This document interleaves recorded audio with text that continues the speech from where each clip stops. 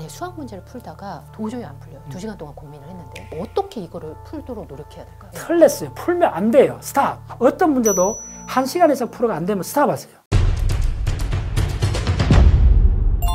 대기자TV. 살아서 만약에 한 50대 되는 사람한테 언제 때가 기억납니까? 하죠. 간단하지. 결혼식장 날. 네. 옛날 같으면 결혼 첫날 밤. 이런 네. 그 다음에 지금 저는 가장 남는 게 초등학교 1학년 입학식이에요. 초등학교 1학년 입학식이요? 네.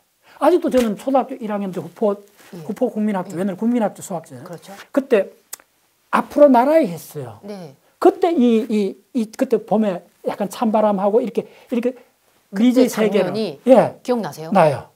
왜 그랬을까요? 왜 인프린팅 됐을까요? 초등학교 1학년이 완전히 다른 삶의 페이지로 그렇죠. 들어가는 거잖아요. 학교로 들어가잖아요. 그렇게 이 삶의 페이지가 바뀔 때 그때 굉장히 조심해야 돼. 그때 아는 부모들이 그때 딱 점을 찍어주면 그 점은 평생 좋은 글씨로 일생을 갑니다. 그 점이 뭘까요? 예를 들면 유태인들이 굉장히 노벨 물리학상 받은 사람이 유태인 많잖아요. 많죠. 다른 인구에 비해서 압도적으로 많다는 다 알잖아요. 네. 유태인들이 왜 그렇게 학문을 좋아하고 굉장히 그렇게 창의적으로 많이 됐느냐. 유태인들이 그 초등학교 1학년 때 우리나라식으로 하면 입학식에 부모하고 같이 온대요. 우리도 그렇잖아요. 네, 가면 부모들이 꿀단지를 하나 들고 온대요. 그래갖고 초등학교 자기 아들이 딸이 칠판에 그 알파벳 입학 처음 배우잖아요. 그때 할 때 손가락 갖고 꿀을 딱 찍어갖고 쓰고 처음 문자를 쓰고 그 남은 꿀을 혀에 딱 대게 한대요. 그럼 걔는 인프리팅 되는 거예요. 공부를 한다는 것이 꿀맛이구나. 그때의 기억이 또 계속 가는 건가? 이 달콤한 게 공부구나. 그게 인프리팅입니다. 이거는 동물계 특히 조류에서는 굉장히 흔합니다. 일반적인 겁니다. 법칙에 가깝습니다. 그래서 우리가 결혼했을 때나 유학 갔을 때 저 유학 처음 갔을 때 그날이 기억이 나요. 먼저 간 그 선배 되는 분이 쫙 내가 처음 그 대학 캠퍼스를 지나가면서 쫙 보여줘도 그날에 그 한 10분간이 지금 20년이 넘었는데도 생생해요. 그림 같아요. 그럼 그 20년 동안 많은 걸 봤지만 그건 대부분 잊어버렸지만은 그 첫날 공항에 딱 내려갖고 두근거리고 낯선 세계. 그럼 변화의 첫 시기에 부모님이 더 신경 쓰셔야 되네요. 네. 변화의 중간에는 영향도 별로 영향이 없어요. 그때 감정이 꼭 긍정적이진 않아도 되나요? 가장 중요한 감정은 경외심이에요. 놀란 반응. 놀란 반응인데 흉측한 거, 공포에도 놀랄 수 있죠. 그건 굉장히 안 좋아요. 그래서 제가 간혹 이야기 줬는데 초등학교, 하여튼 고등학교까지는 무조건 하고 아름다움을 보여줘요. 아름다움을? 네. 우리가 지금 잘못 알고 있는 것 중에 하나가 우리나라 전국적으로 인체의 신비전이 유행했죠. 기억나요? 내가 아는 그 어느 대학 교수 그분이 자기 초등학교 6학년 딸을 데리고 그걸 보고 와서 조금 그러니까 저한테 전화가 왔어요. 좀 충격적인 일이 있어갖고. 미라 있고. 저는 안 봤어요. 저거 인체 생명 전문가잖아요. 보실 이유가 없죠. 저는 내가 안 가요 일부러. 왜 그런 걸 보면 안 되는 걸 설명드릴게요. 네네. 그 엄마가 대학 교수야. 근데 초등학교 6학년 딸을 데리고 인체의 신비를 봤는데 속, 내장, 고름 다 보잖아요. 애가 다 보고 나서 토하더라는 거예요.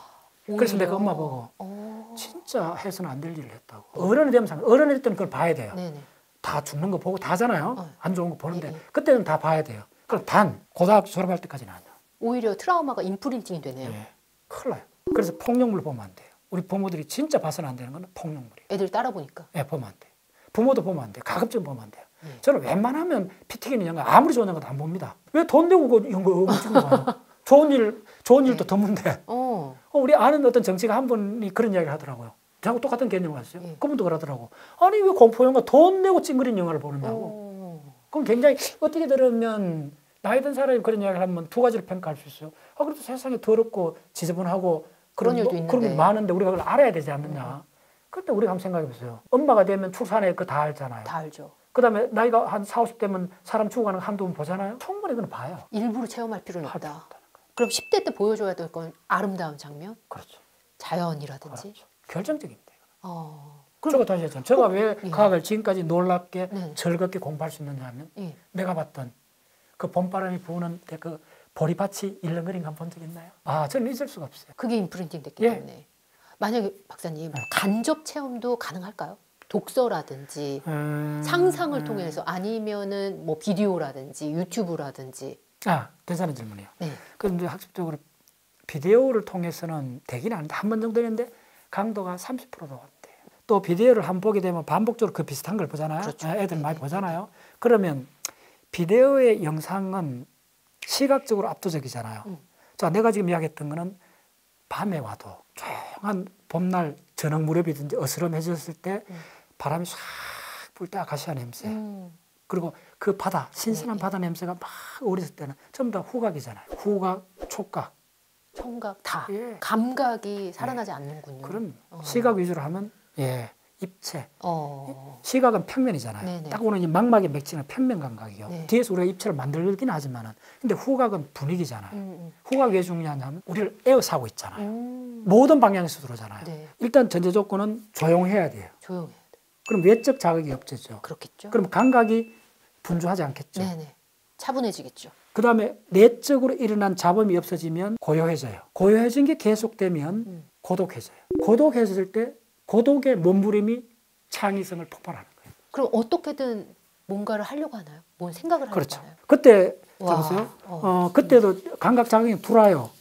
들어오는데 감각 자극이 분산되지 않고 네. 파도 소리, 아카시아 향기 혼자 서갖고 어둑한 데서 혼자 쭉 뚜벅뚜벅 걸어가고 있는 그때 청각, 후각, 그다음 혼자 뭔가를 골똘히 뭔가 생각을 하고 있죠. 예. 잡다한 생각이 아니요. 네. 그때 생각은 다 이 분위기에 젖어드는 생각이요. 그때 속에서 뭐가 이 전체 리듬이 하나로 말로 설명할 수 없지만은 모아져요. 느낌의 세계로. 그래야지 창의성이 더 발현되고. 박사님이 생각하시는 창의성의 정의는 뭘까요? 일단 그 원동력, 만들어진 느낌으로 다 용해된 한 덩어리. 그거는 그걸 표현할 문장이나 수식이나 물리적이나 이거는 꽃이 피는 게 사실은 거의 박사 과정 이후에서 일어납니다. 그래서 부모들이 가장 먼저 신경 쓰는 건 그 용광로, 용광로를 애한테 만들어줘야 돼요. 근데 그 용광로가 만들어지는 건 논란 반응이라고 그랬잖아요. 논란 반응은 예측 안 한 데서 오는 거예요. 고향이 경주거든요. 그래서 울진으로 이사를 갔어요. 내가 아마 5살, 6살쯤 됐을 거예요. 경주에서 자랐을 거네 당연히 바다를 본 적이 없죠. 근데 그 이사를 가는 그때도 그 비포장이었어요. 지금 동해안에. 그 79년도 포장이 됐거든요. 비포장도로 그 포항에서 울진까지가 5시간 걸렸어요. 도달도달 거리는데 그걸 버스를 타고 이사를 가는데 기억이 다 나세요? 기억이 나요. 와, 5살인데도? 여름이었어요. 여름이었는데 거기 어딨냐면 영해쯤인가 가면 바다가 처음 보여요. 태어나서 처음 보셨거든요? 처음 봤어요. 아직도 그 처음 본 바다 기억이 나요. 그건 화상이에요. 충격이에요. 우발성, 우연성이야말로 진화의 핵심입니다. 그런데 그 루틴만 하게 되면 상황이 바뀌어지면 작동하지 않아요. 그럼 어떤 상황에도 새로운 이렇게 깔때기가 아닙니다. 이렇게 가려면 우발성 팩터를 넣어줘야 돼요. 여유분을 줘야 되는 거네요. 텀이 있어야 들어가죠. 아니 박사님 만약 공부를 하다가 이 틈을 주려면 어떤 방식이 가장 좋을까요? 좋은 질문 잘하시죠. 공부를 하다가 그런 우발성 텀, 그하고 관계가 있는데 저 실례를 들어줄게. 텀을 주는 방법을. 제가 미국 유학 처음 갔을 때 이제 지도 교수가 석사 과정 때인데 미스터 박 여가 논문 제목을 주면서 이 논문 한번 찾아와 이러더라고요. 처음 지도 교수 만나갖고. 그러니까 나도 이제 굉장히 긴장되고 잘 보여야 되니까요. 그래서 그래 어떻게 했냐면 제가 그 논문을 도서관에 가서 찾았어요. 그 논문을 내가 대충 읽어봤더니 그 키워드가 나오고 쭉 있는데 나는 그 키워드별로 또 다 들어가갖고 논문을 거의 100편을 카피했어요.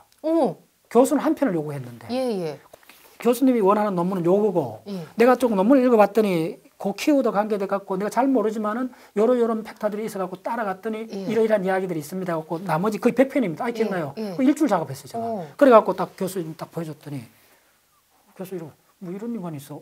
너무 놀랐겠죠. 아니 뭐 고맙긴 한데 시기장이 이렇게 많은 일을 약간 뭐 진짜 반신반의하면서 그래 뭐 수고했어 이러고 이제 갔어요.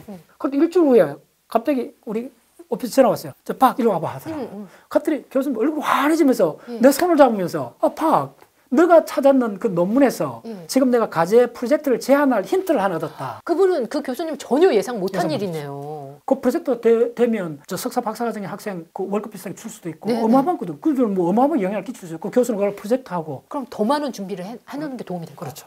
그래서 자 예를 들어 줄게요. 내가 건강을 찾아. 골드를 찾아갖고 금맥을 찾으러 간다 합시다. 그럼 금맥을 찾으러 가는 중에 옆에다 다이아몬드 광산을 발견하면 가야 돼요, 안 가야 돼요? 가야죠. 다르게 얘기해 줄까요? 인간관계에서 가장 결정적인 영향을 미친 사람 누구겠어요? 부모죠. 아니. 이게 굉장히 중요한 사회학 모티브입니다.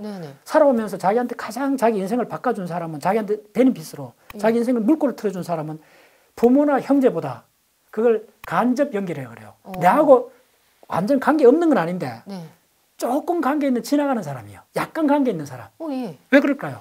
그 사람은 내하고 직접 이해관계가 없어요. 예. 그러니까 보통 직접 이해관계인 사람은 시기심이나 질투심이나 뭐 이런 것도 관계해요. 엮이죠. 그런데 내가 직접 관계하는 사람은 대략 10명이라 하면 간접 관계한 사람은 뭐 300명, 500명이 될 수 있잖아요. 많죠. 그럼 그 사람은 무관한 건 아닌데 저 박박사라는 사람이 뭐가 필요할지는 대충 안다고. 저 사람이 뭐 주장을 들어봤을 거예요. 그러면 자기한테는 힘 하나도 안 들어요. 한마디만 해주면 돼요. 당신이 그렇게 찾던 거 유튜브에 있습니다. 옆집에 있습니다. 이야기해주면 돼요. 그럼 내 인생이 달라져요. 간접 연결이에요. 직접 연결은 가까운 부모가 해주고 싶었죠. 근데 부모가 해주면 부작용이 많이 일어났잖아요. 감정이 엮이니까요. 그렇죠.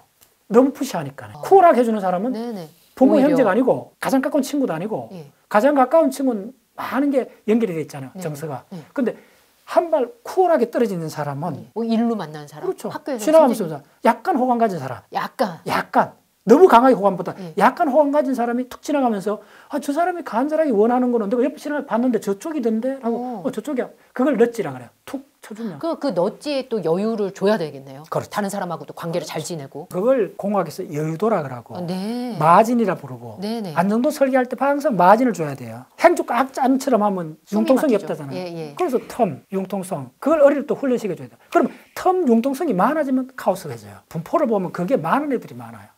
오히려. 그래서 부모들이 잘 봐야 돼요. 그래서 궁극적으로는 룰 지키고 타이트하는 게 맞아요. 그게 거의 좀 심한 90%가 맞고 그 10% 남은 걸 적은 퍼센트를 보면 안 돼요. 비타민도 하나가 빠지면 확 나빠지잖아요. 맞아요. 그런 걸 전체를 다 보는 게 리듬이고 균형이에요. 그 예리한 균형이나 리듬점을 갖고 있는 사람은 자녀를 보든지 요 점을 톡 건드려줘야 되겠다. 관찰이네요. 관찰.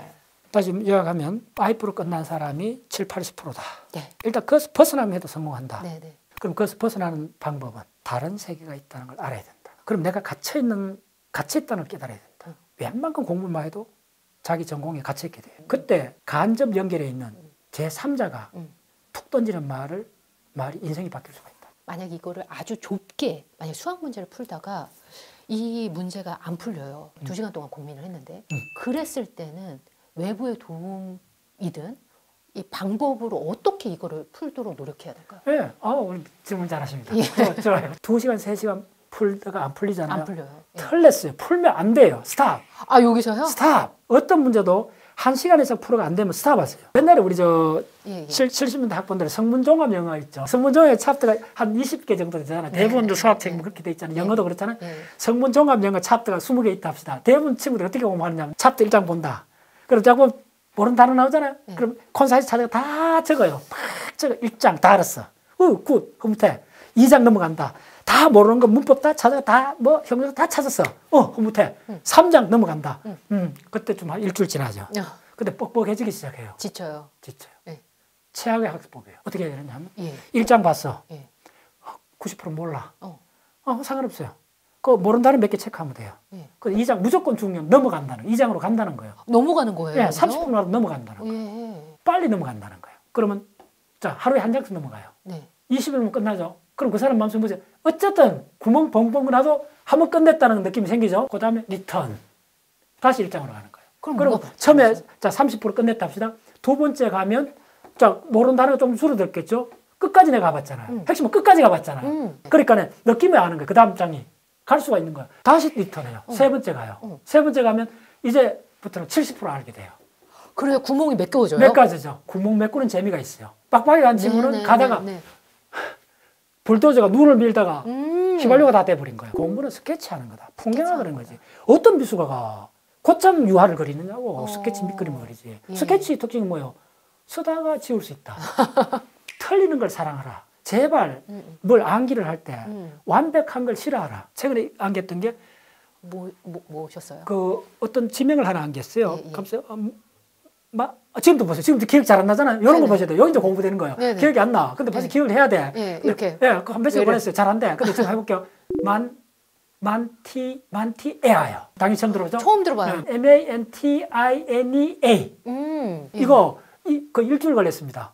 아니 저 똑똑한 박사하고 일주일 걸렸어. 그러니까. 근데 물론 매일 하는 거 아니죠. 지나가다가 그러니까 하루에 한 번 불러보는 거예요. 안 되는 거예요. 처음에는 내가 그게 만티에아라는 단어 굉장히 암기가 안 돼요. 만틀레아라는 단어가 자꾸 인터셉트를 하는 거예요. 갖고 있는 동안 그 주변에 내가 역사적 사건을 다 알고 있으니까 네. 알고 있는 모든 것이 거기에 링크돼 갖고 일주던 그냥 털려도 상관없어요. 갖고 있어야 돼요. 네, 네. 이때 많은 텀이 많은 내가 공부했던 게 그 지명 하나로 다 링크되는 게 채워져요. 그리고 내가 틀렸다는 걸 알고 있으니까. 예. 그 정답 그냥 찾아가요. 그리고 마지막에 내가 정답을 딱 찾으면 통쾌해지고 모든 공부를 사람들이 끝까지 진을 빼버린 이유는 처음부터 잘 알아서 그런 거예요. 지금 좀 있으면 새학기 3월달에 새학기 시작되는데 이런 마인드로 잡고 하면 너무 좋을 것 같아요. 학생들이. 편안하게. 어차피 계속해야 되니까. 노트를 초등학교 살 때 첫 번째 룰은 가장 얇은 노트를 사주세요. 얇다는 정말 모두 숫자를 이야기해 주세요. 얇은 노트는 학습용 노트는 일주일 만에 노트 한 걸 다 쓸 수 있는 노트를 사주세요. 그러니까 정사한다는 개념이 완전히 달라요. 노트는 스케치북이에요. 그림을 그리는 거예요. 물론 글도 쓰고 수식도 쓰고 마음대로 한치를 해도 상관없어요. 노트를 즐길 수 없는 첫 번째 그 원인이 뭐냐면 잘 써야 된다는 강박이에요. 고급 노트를 샀고 그 다음 정성 들여서 할 거네. 노트를 즐기려면 정성 들여 쓰면 안 돼요. 핵심 빨리 써야 돼요. 빨리 휘갈기고. 우리 어릴 때 그렇게 했어요. 네네. 어릴 때 우리 낙서는 다 하잖아요. 그야말로 창의성의 원동력이에요. 낙서가요? 낙서를 했어요. 그래서 우리가 창의성 하는 거는 끄적거리는 거, 어슬렁거리는 거예요. 그 다음에 만지작거리는 거예요. 만지작거리는 거예요? 우리 처음에 끄적거리잖아요. 네네. 애들이 문자 배우기 전에 그래서 이게 유명한 그 교육 철학이 뭐라 그러냐면 우리 호모사피엔스가 문자는 손의 제스처를 고정시킨 게 문자라는 거예요. 애들이 그 도화지에다가 제스처를 한 거예요. 그게 문자로 바뀌는 거예요. 그래서 마음껏 해주라는 거예요. 그게 끄적거리잖아. 끄적인다. 끄적인다. 그 다음에 어슬렁거리라는 거예요. 어슬렁이 어떤 의미죠? 언제 어슬렁거려요? 뭐 할지 모르겠어요. 내가 창밖을 서성인다 그 말 와요. 어려운 문제 만났을 때 호주머니에 손 넣고 먼 산을 바라보면서 서성이죠. 그럼 중얼거리죠. 어슬렁거려야 돼요. 네네.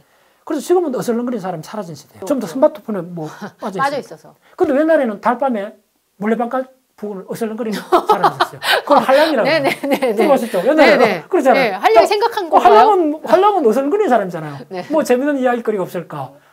그리고 어슬렁거리는 거. 어슬렁거리다 섬증이 일어나잖아요. 방앗간에서. 맞아요. 됐죠? 어슬렁거리는 사람들이 전부 다 나중에 선비가 되고 학자가 되는 거예요. 저는 동해 바닷가를 어슬렁거렸어요. 그 다음에 어떻게 되냐면 이제 나이가 들면 만지작거려야 돼요. 만지작거리고 목공예를 하고 붓을 만지작거리고 그래서 우리가 기계, 물질 문화를 만든 거예요. 우리 창의성 보면 세 가지요. 이걸 어렸을 때 같이 해줘도. 초등학교 들어가면 글자부터 배우잖아요. 그때부터 끄적거리는 거 없어지죠. 이대로 써야 되니까. 그렇죠. 강박관이요. 살리기는 빨리 애들한테 마음껏 자유를 주면서 너 마음을 그려봐. 뭐든지 그림을 그려봐. 하지만 잘 그리면 안 된다 했어요. 다른 영상에서 만약에 학원을 보낸다면 스케치 학원이 제일 나을 것 같다. 이렇게 말씀해 주셨던 게 기억나네요. 스케치하고 종이 접는 거. 종이 접는 거. 그 다음에 구슬 같은 거 연결해 하는 거 있잖아요. 그런 거 좋아요. 비스공예. 레고블럭은 만지작거리면 핵심이잖아요. 네네. 만지작거리는데 피스가 맞는 것까지 되니까 인지작용이 논리가 들어가죠. 레고블럭이 왜 좋냐 하면 만지작거린 거 촉각이죠. 그러다가 가장 중요한 거는 완성됐을 때 쾌감. 다 있는 거예요. 다 있죠. 핵심은 완성됐을 때 쾌감. 오늘 박문호 박사님의 조언이 우리의 생각의 틀을 확장하는 데 많은 도움을 주신 것 같습니다. 장시간 함께해 주셔서 감사합니다.